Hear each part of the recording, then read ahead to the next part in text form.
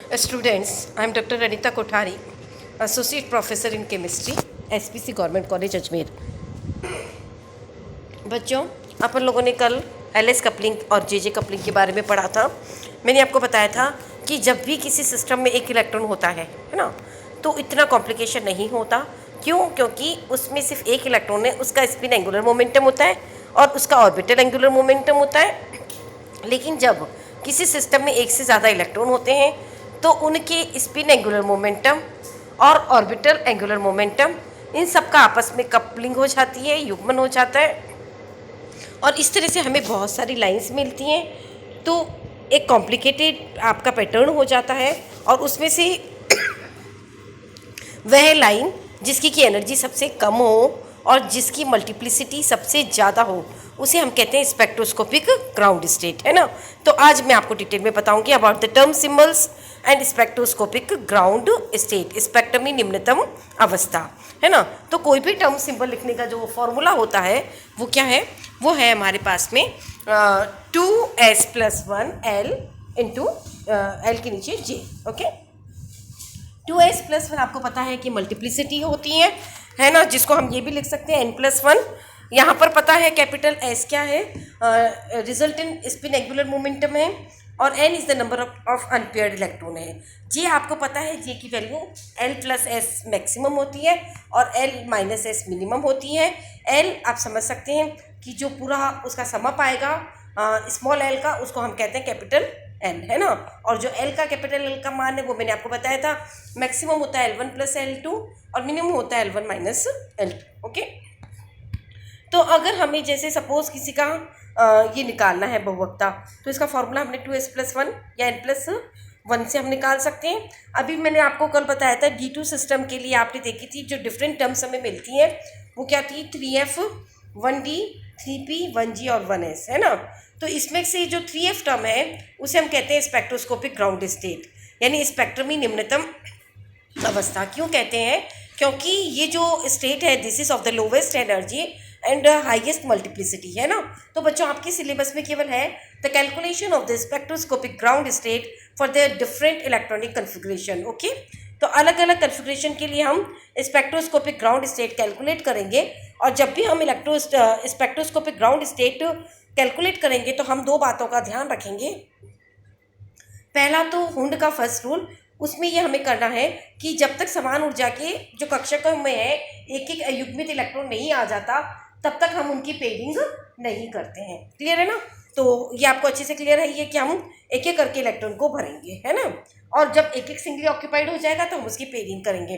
दूसरी बात जो हुई हमारे साथ में वो ये है, हुंड का सेकेंड रूल ये कहता है कि जब भी हम इलेक्ट्रॉन को फिलअप करें तो हम ये इस तरह से अरेंज करें so as to get the maximum value of capital L, that is ml, ताकि हमें L का अधिकतम मान ज्ञात हो, प्राप्त हो। ओके, तो आप यहाँ देखेंगे कि d ऑर्बिटल के लिए जो ml की वैल्यूज़ होती हैं वो है +2, +1, 0, -1 एंड -2। तो हम सबसे पहले मैक्सिमम वैल्यू क्या लिखेंगे? +2, है ना, ताकि हमें वैल्यू ज़्यादा से ज़्यादा मिले, है ना। और फिर उसके बाद में +1, फिर 0, फिर -1 और -2। यहाँ तक आपको समझ में आ गया? तो इट्स नाउ वेरी सिंपल। सबसे पहले हम देखेंगे कि जैसे D2 सिस्टम है ना, तो D2 सिस्टम के लिए ml का जो मान है यहाँ पर आप देखो कि दो इलेक्ट्रॉन मैंने भरे हैं according to the Hund's rule first and Hund's rule second. तो इसकी जो टोटल ml की वैल्यू है या कैपिटल L की वैल्यू कह लीजिए, ये हो गई आपकी 3, है ना। तो जैसे आपको पता है ऑर्बिटल्स के लिए अगर 3 होता है तो हम क्या कहते हैं कि वो f ऑर्बिटल है ना। तो यहाँ पर कैपिटल L है तो हम यहाँ पे क्या कहेंगे? ये f टर्म है। कौन सी टर्म है? f। ओके,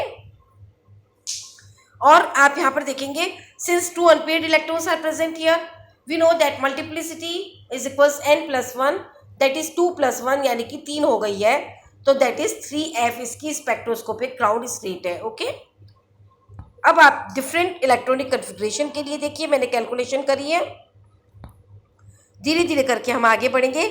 सबसे पहले S1 विन्यास के लिए कैलकुलेशन है। आपको पता है S1 के लिए ml का मान 0 हो गया, है ना। और आपको पता है कि अगर L की वैल्यू 0 है तो पद कौन सा आएगा? S आएगा ना। Since number of unpaired electron is 1 so the multiplicity is 2, है ना। क्यों? Multiplicity is equals unpaired electron +1। Okay, यहाँ पर आप देखेंगे कि इसका स्पिन कितना है, हाफ है, क्लियर है। तो 2s+1, तो मल्टीप्लिसिटी अगेन कितनी आ जाएगी आपकी, 2 आ जाएगी। ओके, तो जो आपकी स्पेक्ट्रोस्कोपिक ग्राउंड स्टेट है वो क्या हो गई, 2s। आ रहा है समझ में। अब आप ले लीजिए S2, है ना।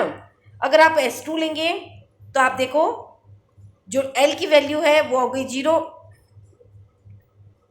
और अगर L की वैल्यू 0 है तो पद हो गया S। अयुग्मित इलेक्ट्रॉन एक भी नहीं है तो बहुलकता हो गई 1, तो टर्म क्या आ गई, 1s। Okay, now we are taking the p orbitals. जब भी हम p ऑर्बिटल्स लिखेंगे तो अधिकतम वैल्यू क्या हुई उसकी, +1, 0 और -1, है ना। तो +1 में हम इलेक्ट्रॉन को सेट करेंगे। ओके, देखिए आप ध्यान से। तो आप क्या नोट करेंगे यहाँ पर, क्योंकि L की वैल्यू 1 है तो पद क्या हो गया हमारा, P हो गया, है ना। और यहाँ पर एक अनपेयर्ड इलेक्ट्रॉन है तो बहुलकता कितनी हो गई, 1 + 1 दैट इज 2। तो जो आपकी स्पेक्ट्रोस्कोपिक ग्राउंड स्टेट है वो आ गई आपकी 2। ओके, अब अगर आप P2 सिस्टम ले रहे हैं तो अगेन हुंड के नियम का पालन करते हुए हमने इलेक्ट्रॉन को भरा है। अगेन आप देखेंगे L की वैल्यू 1, टर्म आ गई आपकी, L की वैल्यू आ गई P। अयुग्मित इलेक्ट्रॉन यहाँ पर 2 है तो बहुलकता कितनी हो गई, 3 हो गई, तो टर्म आपकी आ गई 3f। Okay, 3p। ओके, अब आपकी 3p कन्फिग्रेशन है, ध्यान से देखिएगा। तो यहाँ पर L की वैल्यू देखो 0 हो गई, ऐड करो जरा, कैसे याद कर करोगे, +1 -1 0 हो गया और वो 0 आई है। और अगर 0 होगी तो आपको पता है 0 के लिए टर्म होती है s। Since there are 3 unpaired electron तो 3 + 1 दैट इज 4, तो मल्टीप्लिसिटी हो गई इसकी 4s, है ना। तो पूरी टर्म आपकी आ गई 4s। Okay, now if you have to fill up the fourth electron in the p orbital then this will be like this। Okay, अब देखो कैसे कैलकुलेट करना है, एक बार ध्यान से देखना। 2 इलेक्ट्रॉन +1 में पड़े तो +1 और +1 कितना हो गया, 2 हो गया ना बेटा। और बाकी की कैलकुलेशन करोगे इधर तो वो हो गया -1, 2 में से -1 गया तो कितना बचा, 1। इसका मतलब अगर 1 है L की वैल्यू तो टर्म आएगी आपकी P, and since there are 2 unpaired electron so the multiplicity is 2 + 1 that is 3, so the term is 3p। Okay, अब आप लग P5 लीजिए। P5 में क्या होगा, देखो इलेक्ट्रॉन को मैंने इस तरह से भरा है। अगेन आप देखो +1 + 1 कितना हो गया, +2, है ना। और इधर कैलकुलेट करोगे तो -1, अगेन 1 आ रहा है आपका L का मान। और अगर L का मान 1 है तो टर्म क्या होगी, P होगी। Since 1 unpaired electron is present there, so the multiplicity is 2, so the term is 2p। Okay, now see the P6 configuration. The value of L is 0, so the term is s, and multiplicity is 1, so the term 1s is here। Okay, now we are coming to the d orbitals। अब अगर आप d orbitals को देखेंगे तो देखिए वही हमने नियम का पालन करा है, कौन सा, कि हमने हुंस के पहले नियम का पालन करा है, अधिकतम अयुग्मित इलेक्ट्रॉन हो उसके बाद पेयरिंग करनी है, और दूसरा कि अधिकतम L की वैल्यू हो, इसलिए हमने सबसे पहले +2 लिखा है, प्लस फिर +1 फिर 0 फिर -1 और फिर -2। ओके, सो D1 के लिए आप देखिए क्योंकि L की वैल्यू क्या है, इसमें आप देखोगे 2 है तो टर्म हो गई D। Okay, and the multiplicity will be 2 since 1 unpaired electron is present there। So the spectroscopic ground state for the D1 system is 2d। Okay, इसी तरह से D2 के लिए देखें, 2 इलेक्ट्रॉन मैंने भरे तो या ऐड करो, +2 और +1 कितना हो गया, 3 के लिए टर्म F, 2 अनपेयर्ड इलेक्ट्रॉन तो मल्टीप्लिसिटी 3, तो 3f टर्म। ओके, D3 के लिए आप देखेंगे इसी तरह से L की वैल्यू 3 तो टर्म आ गई आपकी F, मल्टीप्लिसिटी आ गई 4 तो टर्म हो गई आपकी 4f। ओके, D4 के लिए देखेंगे तो आप कैलकुलेट करना, देखो ध्यान से कैलकुलेट करना, प्लस वाले हो गए +2 + 1 3, सही है बोलो, 3 में से गया -1 तो बच गया 2, तो टर्म आ गई 2, है ना। And since 4 unpaired electron is present so the multiplicity is 5, so the spectroscopic ground state is 5d। Okay, now for the D5 configuration the value of L is 0, so the term is s, and since 5 unpaired electron is present So the multiplicity is 6. So we get the term 6s. Okay. Now we come to the D6 system. देखो आप कैसे calculate करना बच्चों, एक बार focus करना।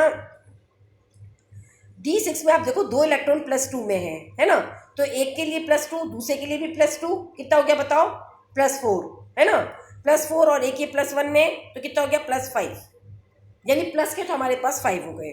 अब minus के देखो बेटा 3 हो गए, 5 में से 3 गया तो कितना बचा 2, है ना। इसका मतलब जो टर्म हो गई वो हो गई D, है ना।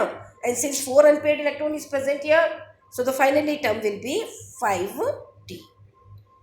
now see the case of D7 system. In case of the D7 system आप ध्यान से देखिए, 2 electrons are present in +2, so it is 4, है ना, +2 and +2 is 4, right। 2 electrons are present in +1, तो 4 और में 2 आपने और जोड़ दिए तो कितने हो गए, 6 हो गए ना।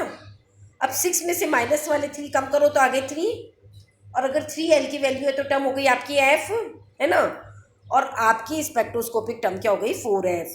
इसी तरह से आप बाकी सारी आप कैलकुलेट करेंगे तो आपकी टर्म्स मिलती जाएंगी। लेकिन जो पॉइंट आपको नोट करना है वो आप 3 पॉइंट ध्यान से नोट करना। ओके, क्या क्या नोट करेंगे। नंबर 1 चीज़ जो आप नोट करेंगे वो ये है कि कोई भी कन्फिग्रेशन, ध्यान से सुनिएगा, अगर वो हाफ फील्ड है, अगर वो कंप्लीटली फील्ड है, तो उसकी टर्म हमेशा एस आएगी। देखो आप ध्यान से, हाफ फील्ड क्या हुआ, S1 है, टर्म एस है। कंप्लीटली फील्ड भी S2 है, टर्म एस है। हाफ फील्ड हो गया P3, टर्म कौन सी आई, एस आई। P6 में भी एस टर्म आई।